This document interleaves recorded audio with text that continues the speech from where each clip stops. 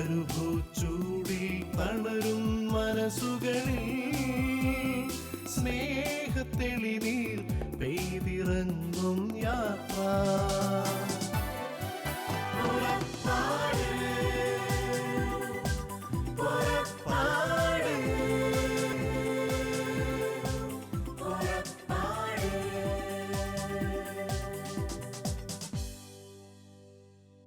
പ്രിയ സഹോദരി സഹോദരന്മാരെ, ശാലോം ടി വിയുടെ എല്ലാ പ്രേക്ഷകർക്കും സ്വാഗതം.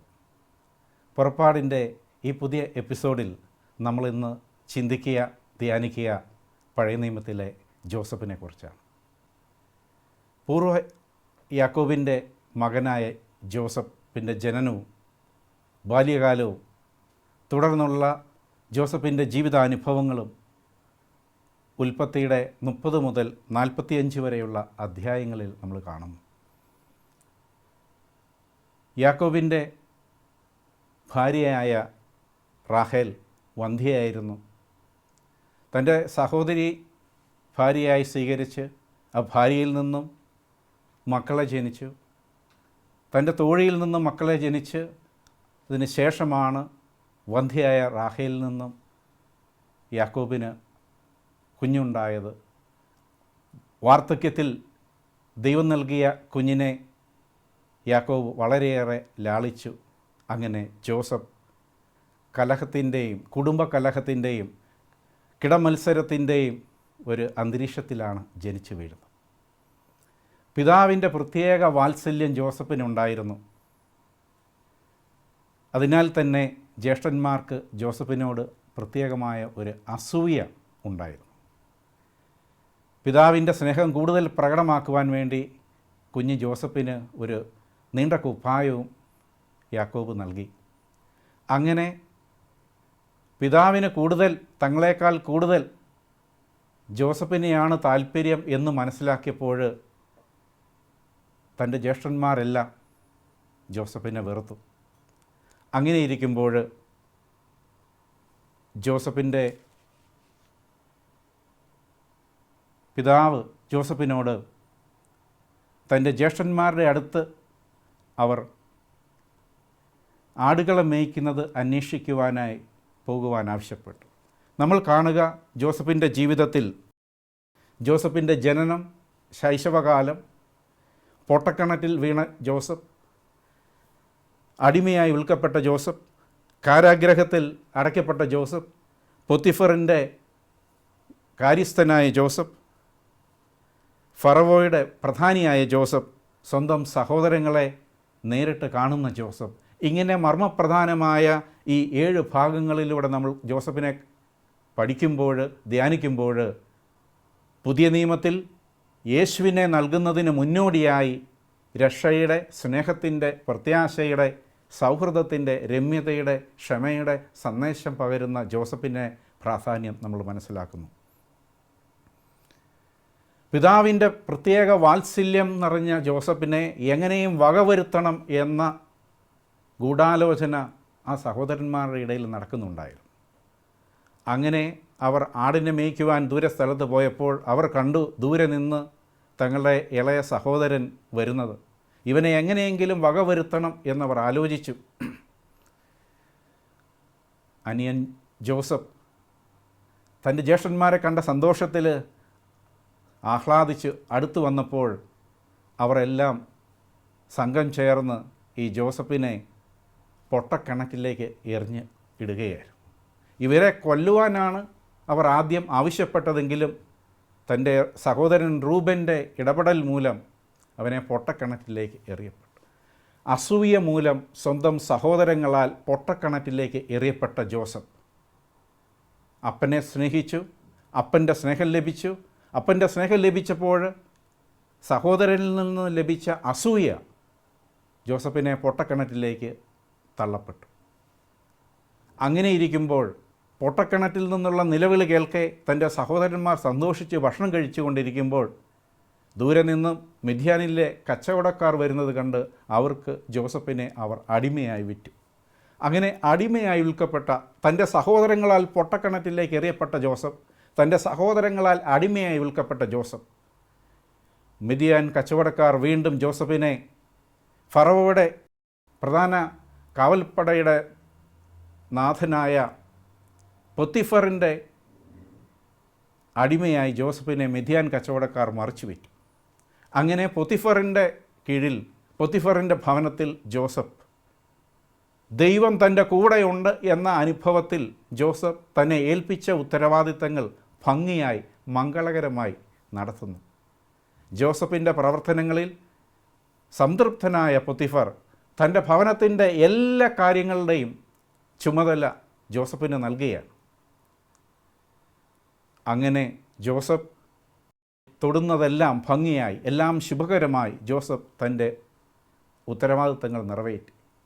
അങ്ങനെ ഇരിക്കുമ്പോൾ പൊത്തിഫറിൻ്റെ ഭാര്യയ്ക്ക് ജോസഫിൽ ആകൃഷ്ടയായി.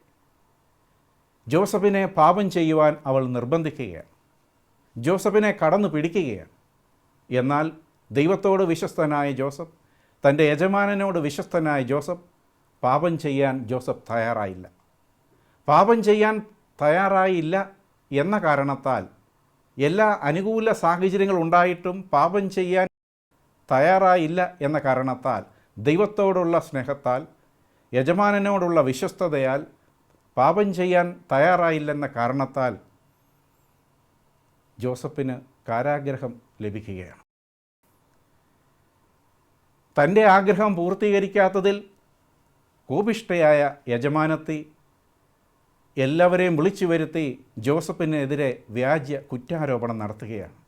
ഇവൻ എന്നെ കടന്നു പിടിക്കുവാൻ വന്നു, ഇവൻ എന്നെ ശാരീരികമായി പീഡിപ്പിക്കുവാൻ വന്നു, ഈ ഭവനത്തിൻ്റെ സംരക്ഷകനായി അങ്ങ് കൊണ്ടുവന്ന ഈ ഹെബ്രായക്കാരൻ എന്ന് പറഞ്ഞുകൊണ്ട് ജോസഫിൽ കുറ്റമാരോപിക്കും. ഇത് കേട്ട പൊത്തിഫർ ജോസഫിനെ കാരാഗ്രഹത്തിൽ അടച്ചു.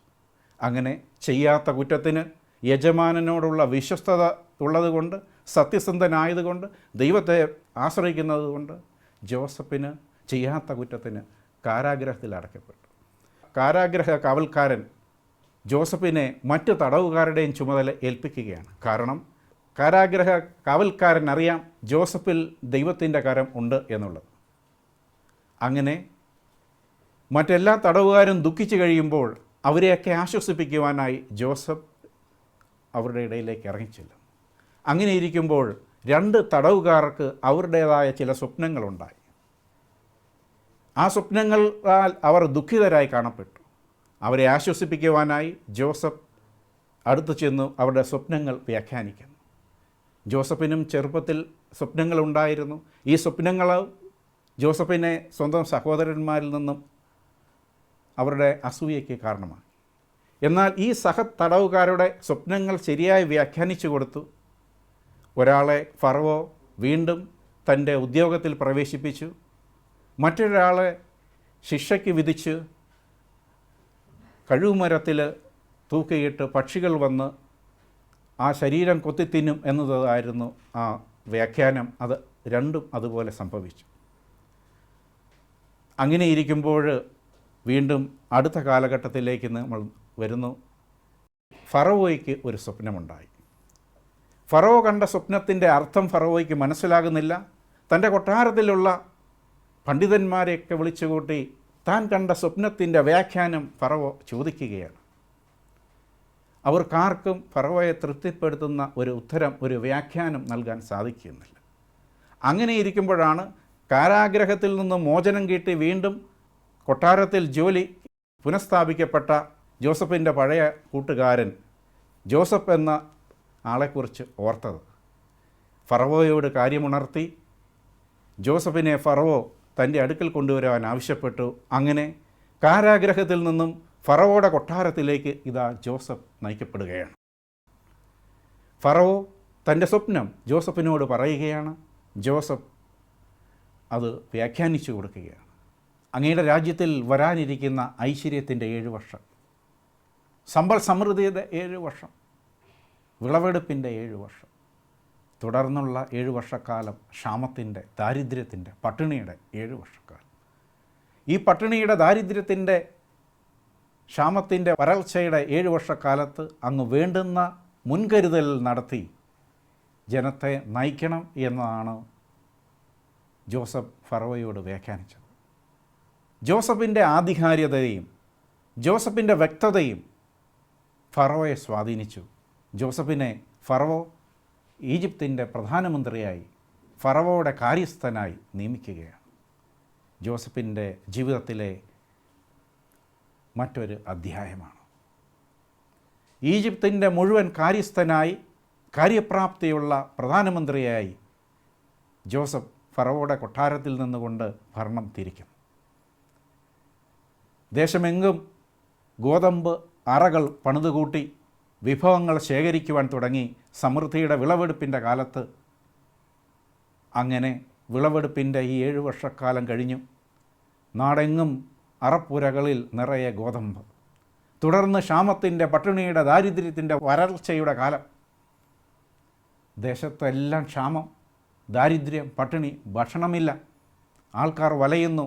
എല്ലാവരും ജോസഫിൻ്റെ അടുക്കിലേക്ക് വരുന്നു. ഫറവോ സമ്പൂർണ്ണ ഉത്തരവാദിത്വം ജോസഫിന് കൊടുത്തിരിക്കുകയാണ്. അപ്പോൾ ജനങ്ങൾക്ക് വേണ്ടുന്ന ഭക്ഷണം വാങ്ങുവാൻ ജോസഫിൻ്റെ അടുത്തേക്ക് ആൾക്കാർ വന്നുകൂടി. അയൽവക്ക രാജ്യങ്ങളിൽ നിന്നും ജനം ജോസഫിൻ്റെ അടുത്തേക്ക് വന്നുകൂടി. അങ്ങനെയുള്ള ഒരു അവസരത്തിൽ സമീപ രാജ്യത്തു നിന്ന് കുറേ സഹോദരന്മാർ ജോസഫിൻ്റെ അടുത്ത് ഗോതമ്പ് വാങ്ങിക്കാനായി വന്നു. ഇവരെ കണ്ട മാത്രയിൽ ജോസഫിന് മനസ്സിലായി, ഇവർ എൻ്റെ സഹോദരന്മാർ, എൻ്റെ അപ്പന് പിറന്നവർ, എന്നെ അടിമയായി വിറ്റവർ, എന്നെ പൊട്ടക്കിണറ്റിൽ എറിഞ്ഞവർ. ഇതാ ഇവർ എൻ്റെ കാൽക്കൽ വീണ് ഭക്ഷണത്തിനായി കേഴുന്നു. എൻ്റെ ബാല്യത്തിൽ ഞാൻ കണ്ട സ്വപ്നം വ്യാഖ്യാനിച്ചപ്പോൾ എൻ്റെ കൊയ്ത്തിൻ്റെ കറ്റ നിവർന്നു നിൽക്കുകയും അവരുടെ കറ്റകൾ എന്നെ വന്ന് ആരാധിക്കുകയും ചെയ്തത്, ആ സ്വപ്നം ഇവിടെ പൂർത്തീകരിക്കപ്പെടുകയാണ്. പച്ചയായ ഒരു മനുഷ്യനിലേക്ക് നമ്മൾ ആയിരിക്കുമ്പോൾ ജോസഫ് എന്ന മനുഷ്യനിലൂടെ കടന്നു പോകുന്ന പ്രതികാരത്തിൻ്റെ ചിന്ത, ഇത് ദൈവം കൊണ്ടുവന്ന ഒരവസരമല്ലേ? അവരെ പാഠം പഠിപ്പിക്കുവാൻ, കഴിഞ്ഞ കാലങ്ങളിൽ എന്നെ ശിക്ഷിച്ചതിന്, വേദനിപ്പിച്ചതിന്, പൊട്ടക്കിണറ്റിൽ എറിഞ്ഞതിന്, വഞ്ചിച്ചതിന്, അടിമയായി വിറ്റതിന് ഇന്നിതാ കാലം കൊണ്ടുവന്ന ഒരവസരം എന്നൊക്കെ മാനുഷിക ചിന്തയിൽ നമ്മളൊക്കെ ചിന്തിച്ചു പോകില്ലേ? അവരെ ഒരു പാഠം പഠിപ്പിക്കുവാൻ ദൈവം കൊണ്ടുവന്ന ഒരവസരം. ഇങ്ങനെയുള്ള പച്ചയായ ഒരു മനുഷ്യനിൽ നിറഞ്ഞു നിൽക്കുന്ന സങ്കീർണതകളിലേക്ക്, ജീവിത അനുഭവങ്ങളിലേക്ക് ജോസഫ് നമ്മുടെ ശ്രദ്ധയെ ക്ഷണിക്കുകയാണ്. അപ്പോൾ ജോസഫിൻ്റെ ശൈശവം മുതൽ തന്നെ ഒറ്റിക്കൊടുത്ത, തന്നെ വിറ്റ, പൊട്ടക്കിണറ്റിലെറിഞ്ഞ, അടിമയായി വിറ്റ സഹോദരന്മാരെ തൻ്റെ അധികാരത്തിൻ്റെയും പ്രതാപത്തിൻ്റെയും കാലത്ത് കണ്ടുമുട്ടിയത് വരെയുള്ള ഈ ജീവിതാനുഭവങ്ങൾ എന്തൊക്കെ പാഠങ്ങളാണ് നമ്മെ പഠിപ്പിക്കുക? ഒന്ന്, അസൂയ നമ്മെ തകർത്തു. ജോസഫിൻ്റെ സഹോദരന്മാർക്ക് ജോസഫിനോട് അസൂയയുണ്ടായിരുന്നു. അവിടെ ഭിന്നതയിലേക്ക് വളർന്നു. ജോസഫിനെ നശിപ്പിക്കുവാൻ അവർ ആലോചിച്ചു. ജോസഫിനെ അവർ പൊട്ടക്കിണറ്റിലേക്ക് എറിയുന്നു. ജോസഫിനെ അടിമയായി വിൽക്കുന്നു. നമ്മുടെ ജീവിതത്തിൽ അസൂയ പലപ്പോഴും വിള്ളലുകൾ സൃഷ്ടിക്കുകയാണ് കുടുംബ ബന്ധങ്ങളിൽ.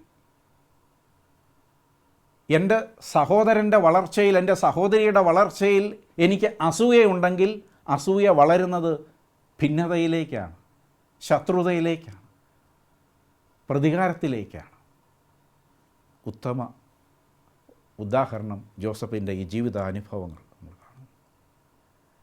അടുത്തതായി നമ്മൾ ചിന്തിക്കേണ്ടത് ചെയ്യാത്ത കുറ്റത്തിന് ശിക്ഷ അനുഭവിക്കുന്ന ജോസഫ്. പലരുടെയും ജീവിതാനുഭവങ്ങളിൽ പറയാറുണ്ട്, കേൾക്കാറുണ്ട്, എന്തിന് ദൈവം എന്നെ ഇനി ശിക്ഷിക്കുന്നു? ഞാൻ എന്ത് കുറ്റമാണ് ചെയ്തത്? ചെയ്യാത്ത കുറ്റത്തിന്, പാപം ചെയ്യാൻ അനുകൂലമായ എല്ലാ സാഹചര്യങ്ങളുണ്ടായിരുന്നപ്പോഴും ജോസഫ് പാപം ചെയ്തില്ല. യജമാനനോട് വിശ്വസ്തനുള്ളവൻ. അവൻ്റെ വിശ്വസ്തത, ഈ വിശ്വസ്തതയിൽ അവന് സഹിക്കേണ്ടി വരികയാണ്. വ്യാജ്യമായ കുറ്റാരോപണം നടത്തി ജോസഫിനെ മേൽ കുറ്റം ആരോപിച്ചുകൊണ്ട് യജമാനത്തി ജോസഫിൻ്റെ മേൽ വ്യാജ്യമായി കുറ്റം ആരോപിച്ചുകൊണ്ട് പൊത്തിഫറിൻ്റെ അടുത്ത് പരാതിപ്പെടുകയാണ്. ജോസഫിനെ കാരാഗ്രഹത്തിൽ അടക്കുകയാണ്. എത്ര നാൾ ഞാൻ ഈ കാരാഗ്രഹത്തിൽ ജീവിക്കണം? എത്ര നാൾ എൻ്റെ സഹനത്തിനൊരു അന്ത്യമുണ്ടാകും? എത്ര നാൾ കാത്തിരിക്കണം? എൻ്റെ കണ്ണീരിനൊരു അന്ത്യമില്ലേ? പച്ചയായ ജീവിത യാഥാർത്ഥ്യങ്ങളിൽ നിങ്ങളും ഞാനും ചോദിച്ചു പോകുന്ന ചോദ്യങ്ങളല്ലേ? എത്ര നാൾ ഞാൻ സഹിക്കണം? എൻ്റെ കണ്ണീരിന് എത്ര നാൾ അന്ത്യമുണ്ട്? ഇനി എനിക്ക് പ്രതീക്ഷിക്കാൻ വകയുണ്ടോ? കാരാഗ്രഹത്തിൽ ഇനി എത്ര നാളുണ്ടെന്നറിഞ്ഞുകൂടാ. അവിടെയും സ്വന്തം ജീവിത വേദനകൾ മറന്ന് സഹതടവുകാരിലേക്ക് ഇറങ്ങിച്ചെന്നുകൊണ്ട് അവരെ ആശ്വസിപ്പിച്ച ജോസഫ്. അതുകൊണ്ടാണല്ലോ കാരാഗ്രഹത്തിൻ്റെ കാര്യസ്ഥന് ജോസഫിൻ്റെ മേൽ പ്രത്യേക താല്പര്യം തോന്നി സഹതടവുകാരുടെ മേൽനോട്ടം ജോസഫിനെ ഏൽപ്പിച്ചത്. എങ്ങനെയാണ് നമുക്ക് നമ്മുടെ ദുഃഖങ്ങൾ മറക്കാൻ സാധിക്കുക? ഓരോരുത്തർക്കും തങ്ങളുടെ ദുഃഖം വലുതായി കാണുന്ന, പർവ്വതീകരിച്ച് കാണുന്ന ഈ കാലഘട്ടത്തിൽ സ്വന്തം ദുഃഖങ്ങൾ, അതിൻ്റെ മുറിവുകൾ വലുതായിരിക്കെ അതെല്ലാം മറന്നുകൊണ്ട് മറ്റുള്ളവരിലേക്ക് ഇറങ്ങിച്ചെന്നുകൊണ്ട് അവരെ ആശ്വസിപ്പിക്കുന്ന ജോസഫിനെ നമ്മൾ കാണുന്നു. വീണ്ടും ഫറവോയുടെ കൊട്ടാരത്തിൽ തൻ്റെ സഹോദരന്മാർ തൻ്റെ കാൽക്കൽ വീണ് തങ്ങൾക്ക് ഗോതമ്പ് തരണമെന്ന് യാചിച്ചു നിൽക്കുന്ന സന്ദർഭം, ഒരു പച്ചയായ മനുഷ്യനിൽ പ്രതികാരത്തിൻ്റേതും കണക്ക് തീർക്കാൻ്റേതുമായ ഒരു സാഹചര്യം വന്നെത്തുകയാണ്. ഇത് ദൈവം തന്നൊരു സുവർണ അവസരമായി ആധ്യാത്മികതയിൽ വളർന്ന പലരും ചിന്തിക്കാറില്ല നമ്മുടെ ജീവിതത്തിൽ ഇതുപോലെ ഒരു സംഭവം ഉണ്ടാകുമ്പോൾ. എന്നാൽ ജോസഫ് അങ്ങനെയല്ല. മനാസേ, എഫ്രായേം എന്ന് പറഞ്ഞുകൊണ്ട് തൻ്റെ ദൈവം തന്ന മക്കൾക്ക് ആ പേരുകൾ ഇട്ടുകൊണ്ട് തൻ്റെ നഷ്ടപ്പെട്ട പ്രതിസ്വത്തിനെയും തൻ്റെ ഭവനത്തെയും എല്ലാം മറന്നുകൊണ്ട് തനിക്ക് കഴിഞ്ഞ കാലങ്ങളിൽ തൻ്റെ സഹോദരങ്ങളിൽ നേൽക്കപ്പെട്ട വഞ്ചനയും മറ്റ് ദ്രോഹങ്ങളുമെല്ലാം പൊറുത്തുകൊണ്ട് ദൈവമാണ് എന്നെ ഇങ്ങോട്ട് അയച്ചത്, ഈ ജനത്തെ രക്ഷിക്കുവാൻ, ഈ രാജ്യത്തെ രക്ഷിക്കുവാൻ ദൈവമാണ് എന്നെ ഇങ്ങോട്ട് അയച്ചതെന്ന് പറഞ്ഞുകൊണ്ട് അവരെ ആശ്വസിപ്പിക്കുകയാണ്. അപ്പോൾ ദൈവത്തിൻ്റെ പദ്ധതികൾ, മനുഷ്യൻ്റെ തിന്മയിൽ നിന്നും ദൈവത്തിന് നന്മ വരുത്താൻ സാധിക്കും എന്നുള്ള ഉത്തമ ഒരു ഉദാഹരണമാണ് ജോസഫിൻ്റേത്. അപ്പോൾ പ്രിയപ്പെട്ടവരെ, നമ്മുടെ ഓരോരുത്തരുടെയും ജീവിതത്തിൽ ജോസഫിൻ്റേതിന് സമാനമായ ഓരോരോ അനുഭവങ്ങൾ ഉണ്ടാകുമ്പോൾ നാം ക്ഷമയിലൂടെയാണ് സഹോദര ബന്ധം പുനഃസ്ഥാപിക്കേണ്ടത്, കുടുംബ ബന്ധം പുനഃസ്ഥാപിക്കേണ്ടത് എന്നുള്ള ഒരു ഉറച്ച സന്ദേശം, അതായത് പുതിയ നിയമത്തിൽ ഈശോ നൽകിയ ക്ഷമയുടെ രമ്യതയുടെ സന്ദേശം, സഹോദരന്മാരെ ആലിംഗനം ചെയ്തുകൊണ്ട് കരഞ്ഞുകൊണ്ട് ജോസഫ് അവരെ ഒന്നാക്കലിലേക്ക്, രമ്യതയിലേക്ക് ക്ഷണിക്കുകയാണ്. അപ്പോൾ ഈശോ പറഞ്ഞു, അനുതപിക്കുവിൻ, സുവിശേഷത്തിൽ വിശ്വസിക്കുവിൻ, ദൈവരാജ്യം സമീപിച്ചിരിക്കുന്നു. പഴയ നിയമത്തിലെ ജോസഫ് ഈ ക്ഷമയുടെ സന്ദേശമാണ് നമുക്ക് നൽകുന്നത്. പ്രതികാരത്തിൻ്റേതായ എല്ലാ കണക്കുകളും തീർക്കാനുള്ള അവസരം ജോസഫിൻ്റെ മുമ്പിൽ ഉണ്ടായിരുന്നപ്പോഴും കഴിഞ്ഞ കാലങ്ങളിൽ സംഭവിച്ചതെല്ലാം അവരെ കൊണ്ട് അത് തെറ്റാണെന്ന് ബോധ്യപ്പെടുത്തി അവരോട് ക്ഷമ നൽകുന്ന ജോസഫിനെയാണ് നാം കാണുക. അവരുടെ തിന്മയിൽ നിന്നും ദൈവത്തിൻ്റെ സ്വപ്നങ്ങളിൽ ഒരു നന്മ വരുത്തി തീർക്കുവാൻ ജോസഫ് കാത്തിരുന്നു. നമ്മുടെ ജീവിതത്തിൽ ഈ കാത്തിരിപ്പിന് നമുക്ക് താല്പര്യമുണ്ട്. കാത്തിരിക്കാതെ നമ്മുടെ ജീവിതത്തിൽ ഒരു വിജയമില്ല. ഈ കാത്തിരിപ്പിൻ്റെ കാലഘട്ടത്തിൽ അത് ചെയ്യാത്ത കുറ്റത്തിന് ശിക്ഷ അനുഭവിക്കുമ്പോഴാകാം, രോഗാവസ്ഥയിലുള്ള കാത്തിരിപ്പാകാം, ഒരു വിജയത്തിന് വേണ്ടി, പരീക്ഷയിൽ വിജയത്തിന് വേണ്ടി, അല്ല ജോലിക്ക് വേണ്ടിയുള്ള കാത്തിരിപ്പിനാകാം, മക്കൾക്ക് വേണ്ടിയുള്ള കാത്തിരിപ്പിനാകാം, ജീവിത പങ്കാളിയുടെ വിശ്വസ്തതയാർന്ന ഒരു ജീവിതത്തിന് വേണ്ടിയുള്ള കാത്തിരിപ്പാകാം, കുടുംബ ബന്ധങ്ങളിലെ തകർച്ചയിൽ നിന്നും ഒരു രമ്യതയിലേക്ക്, ഒരു സ്നേഹത്തിലേക്ക്, യോജിപ്പിലേക്കുള്ള ഒരു കാത്തിരിപ്പിനാകാം. എൻ്റെ കണ്ണീരിന് എത്ര നാൾ ഈ കണ്ണീര് തോരാൻ ഞാൻ കാത്തിരിക്കണം? ഞാൻ എത്ര നാൾ സഹിക്കണം? ഈ സഹനത്തിൻ്റെ തീച്ചുളയിലൂടെ, അവഗണനയുടെ നൊമ്പരങ്ങളുടെ തീച്ചുളയിലൂടെ കടന്നുപോയ ജോസഫ് എനിക്കും നിങ്ങൾക്കും പ്രചോദനം നൽകുന്നത് ഈ ജോസഫിൻ്റെ ദൈവത്തിലുള്ള ആശ്രയബോധം.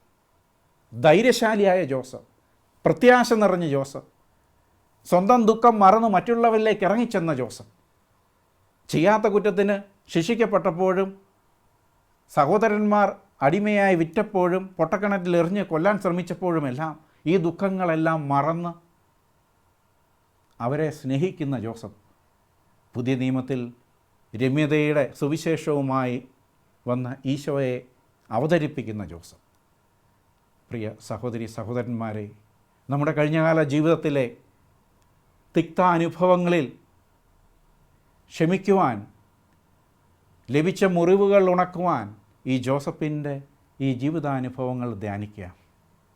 നമ്മുടെ ജീവിതത്തിൽ ആത്മധൈര്യത്തിൽ, പ്രത്യാശയിൽ ജീവിതത്തെ അഭിമുഖീകരിക്കാൻ ഈ ജോസഫിൻ്റെ ജീവിതാനുഭവങ്ങൾ നമുക്ക് സാധിക്കട്ടെ.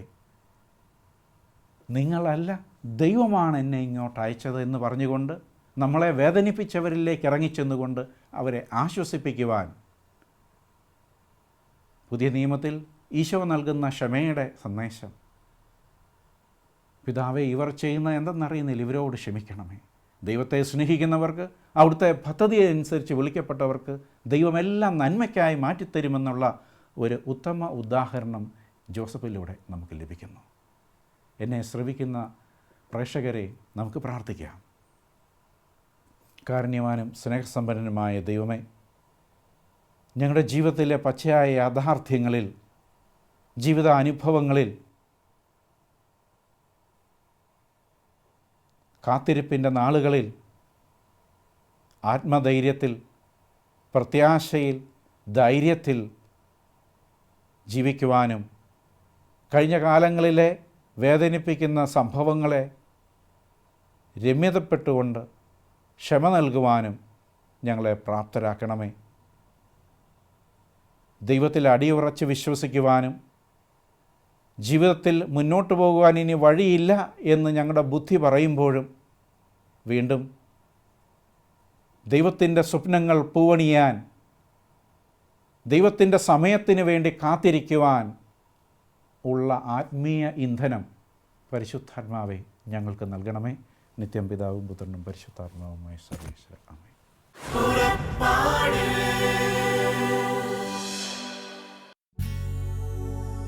കരുണയുള്ള ദൈവം, കരുണ കാട്ടും ദൈവം, കരുണ മാത്രം കരളിനുള്ളിൽ കരുതി വച്ച ദൈവം,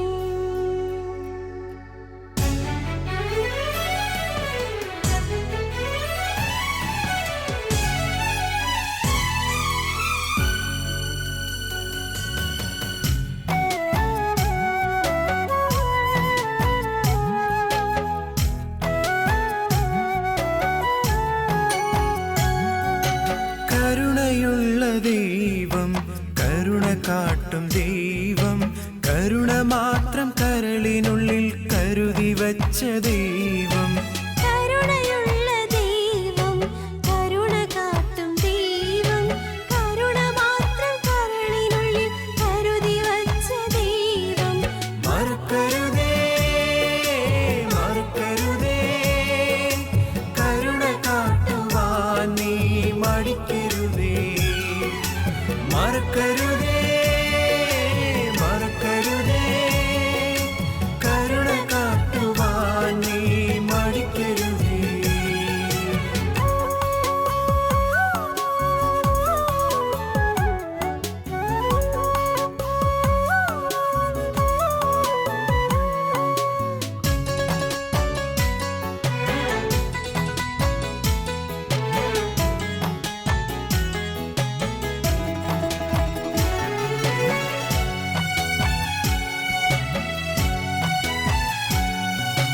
തളർന്നവനെ താങ്ങുവാൻ നീ മറക്കരുതേ. ദൈവം നിന്നെ വീഴാതെ താങ്ങിയില്ലേ. തളർന്നവനെ താങ്ങുവാൻ നീ മറക്കരുതേ. ദൈവം നിന്നെ വീഴാതെ താങ്ങിയില്ലേ. ദരിദ്രനോട് ദയ കാട്ടാൻ മറക്കരുതേ. സർവസ്വത്തും ദാനമാണെന്നോർക്കണമേ. ദരിദ്രനോട് ദയ കാട്ടാൻ മറക്കരുതേ.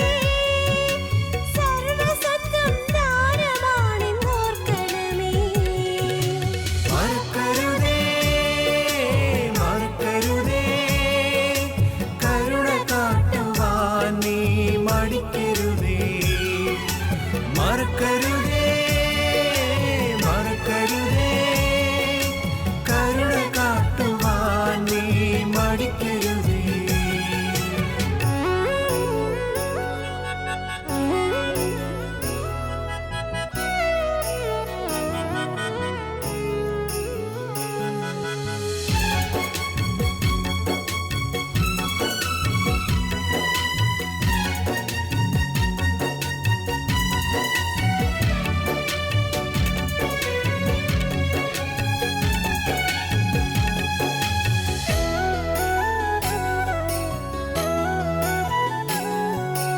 അനാഥരെ വിധവകളെ മറക്കരുതേ, അഭയമേകി സംരക്ഷിക്കാൻ മടിക്കരുതേ.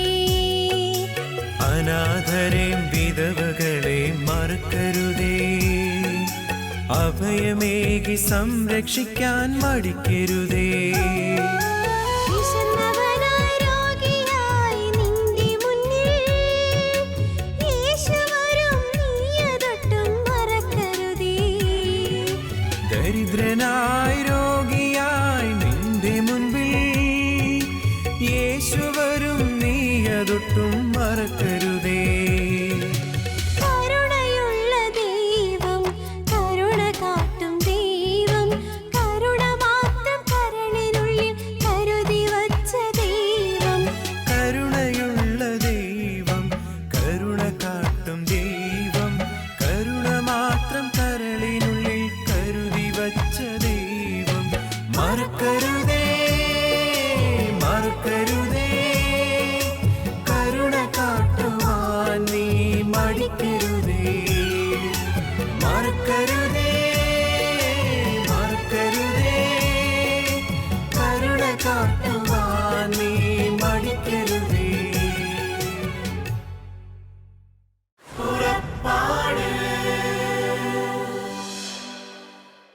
ഈ പ്രോഗ്രാമിനെ കുറിച്ചുള്ള നിങ്ങളുടെ വിലയേറിയ അഭിപ്രായങ്ങളും നിർദ്ദേശങ്ങളും ഇമെയിലിലൂടെ ഞങ്ങളെ അറിയിക്കുക. പുറപ്പാട്.UAE@gmail.com